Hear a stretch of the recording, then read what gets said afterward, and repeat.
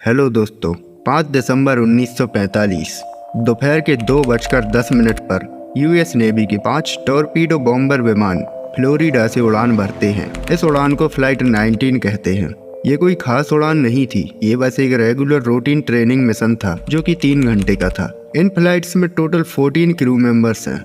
इन्हें Charles Taylor lead कर रहे हैं, जो कि एक बहुत ही एक्सपीरियंस्ड पायलट है और ये 2 बार की युद्ध के भी अनुभवी रह चुके हैं। ये उड़ान फ्लोरिडा से पूर्व की दिशा में भरी जाती है। अब तक सब कुछ ठीक चल रहा था, लेकिन उड़ान भरने के 2 घंटे बाद उनके स्क्वाड्रन लीडर कहते हैं कि उनका कंपास काम नहीं कर रहा है। उन्होंने अपना दूसरा बैकअप कंपास निकाला तो वो भी काम नहीं कर रहा था। इसी तरह सभी प्लेन्स के कुछ न कुछ इंस्ट्रूमेंट्स दिक्कत करने लगते हैं। कंपास खराब होने के बाद टेलर का एक मैसेज कुछ इस प्रकार आता है और अब धीरे धीरे मौसम भी बिगड़ना शुरू हो जाता है। शाम के 4:56 हो चुके हैं। लीडर टेलर को लगता है कि उनके प्लेन्स गल्फ ऑफ मैक्सिको के ऊपर पहुंच गए हैं, इसलिए अब वो सारे प्लेन्स को कमांड देते हैं कि पूर्व की दिशा में जाना है। लेकिन कुछ क्रू मेंबर्स को लगता है कि वो पहले से ही पूर्व दिशा में है और फ्लोरिडा जाने के लिए उन्हें पश्चिम की ओर जाना चाहिए। इसके बाद एक प्लेन से एक रेडियो ट्रांसमिशन आता है, लेकिन मौसम बिगड़ता रहता है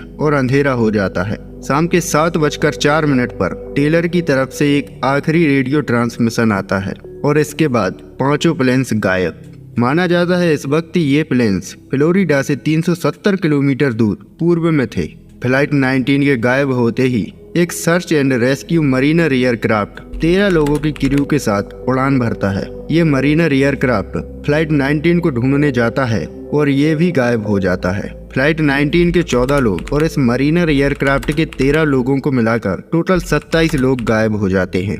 इसके बाद इन दोनों फ्लाइट्स को ढूंढने के लिए एक बहुत ही बड़ा air and sea search operation बुलाया जाता है। माना जाता है कि ये उन दिनों का सबसे बड़ा सर्च ऑपरेशन था, लेकिन इसके बाद भी ना तो किसी प्लेन का टुकड़ा मिला और ना ही किसी क्रू मेंबर की लाश। आज तक इन प्लेन्स का कोई पता नहीं चल पाया है कि ये प्लेन्स आखिर कहाँ गए। ये प्लेन्स जिस जगह पर गायब हुए थे उसे आज हम बर्मुडा ट्रायंगल के नाम से जानते हैं। बर्मुडा ट्रायंगल समुद्र की एक बहुत ही मिस्टीरियस जगह है। यहाँ पर पिछले 100 सालों में 75 से ज्यादा हवाई जहाज और 100 से ज्यादा पानी के जहाज गायब हो चुके हैं और माना जाता है कि यहाँ लगभग 1000 लोगों की मौत हो चुकी है। इसे ट्रायंगल इसलिए कहा जाता है क्योंकि ये यूएस के फ्लोरिडा से शुरू होकर प्यूर्टो रिको और प्यूर्टो रिको से बर्मुडा देश तक एक ट्रायंगल शेप बनाता है। इस शेप की वजह से ही इसे बर्मुडा ट्रायंगल कहा जाता है। साल 1964 में एक अर्गोसी नाम की मैगजीन में इसके लिए बर्मुडा ट्रायंगल शब्द सबसे पहली बार यूज किया गया था। इस मैगजीन में बर्मुडा ट्रायंगल से जुड़ी घटनाओं के बारे में लिखा गया है।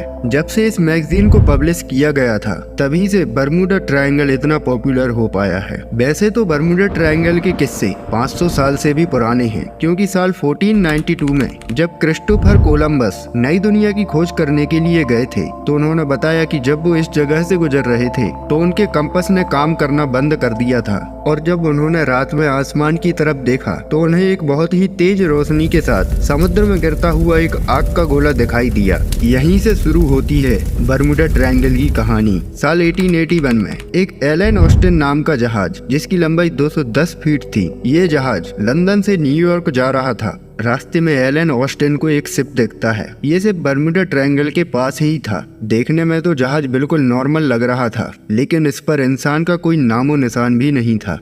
तो एलन ऑस्टिन के कैप्टन ने सोचा कि कुछ समय तक इंतजार करते हैं, शायद कुछ हलचल हो, कोई तो क्लू मिले। लेकिन 2 दिनों तक इंतजार करने के बाद भी जब उस शिप पर कोई भी हरकत नहीं हुई तो एलन ऑस्टिन के कैप्टन ने उस शिप पर जाने का फैसला किया। और जाने के बाद जब उस शिप को चेक किया तो सब कुछ सही जगह पर था। सभी इक्विपमेंट्स अपनी जगह पर थे, सब कुछ ठीक था। लेकिन सोचने की बात तो ये थी कि जब सब कुछ ठीक है तो आखिरकार इस शिप पर कोई इंसान क्यों नहीं है। इसके बाद कैप्टन ने उस शिप को अपने साथ ले जाने का फैसला किया और अपने कुछ क्रू मेंबर्स को उस शिप पर भेज दिया।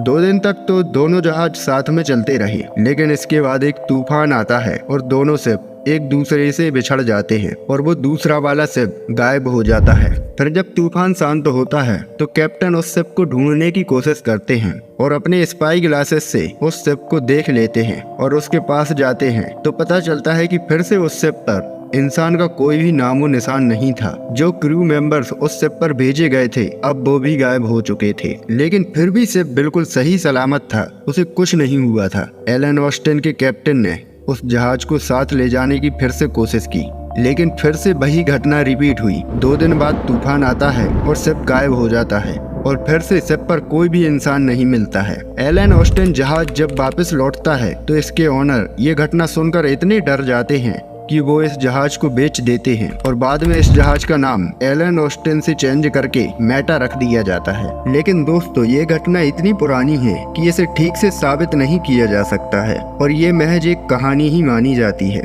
बर्मुडा ट्रायंगल की इन घटनाओं के पीछे का क्या कारण है? कुछ लोगों का मानना है कि यहाँ पर कोई सी मॉन्स्टर रहता है और कुछ लोग मानते हैं कि यहाँ का समुद्र ही ऐसा है कि वो विमानों को अपनी ओर खींच लेता है और कुछ लोग तो ये भी मानते हैं कि यहाँ पर एलियंस आते जाते रहते हैं और विमानों और जहाजों को ले जाते हैं। लेकिन दोस्तों इससे जुड़ी कुछ साइंटिफिक थ्योरीज भी हैं। इसका एक रीजन तो ये है यहाँ कई जगह पर पानी ज्यादा गहरा नहीं है, इसका मतलब है कि यहाँ पर सैलो वाटर है। इस वजह से जहाज से देखने पर तो पानी बिल्कुल ठीक दिखता है, सब कुछ ठीक रहता है, लेकिन पास में जाते ही पानी की गहराई कम होने की वजह से जहाज जमीन में अटक जाता है। दूसरा रीजन ये हो सकता है कि दुनिया के दूसरे सबसे ज्यादा हेरिकेन्स यानी चक्रवात यहीं पर आते हैं। और अगर हम क्रिस्टोफर कोलंबस को देखने वाले आग की गोली की बात करें तो उस बारे में वैज्ञानिकों का कहना है कि वो एक मीटियोर था।